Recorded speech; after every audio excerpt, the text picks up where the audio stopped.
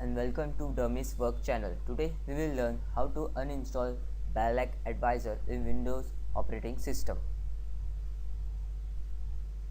Go to Start, Control Panel, Programs and Features. Click on Belarc Advisor 8.4, Automatic, Next, Finish.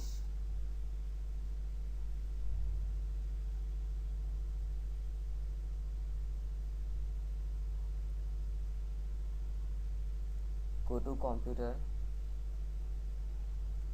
C, Program Files, Belarc, select Belarc folder and delete it. Click on Continue. Now manually delete the remaining files of the Belarc Advisor 8.4. No matter you use add or remove programs or an uninstaller to install the software, it's necessary for you to get rid of the hidden files and components to ensure a 100% complete uninstallation. Now go to Start, Run,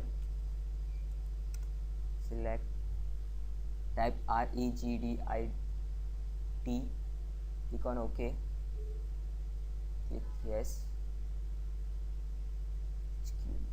Go to HKey Local Machines, Software,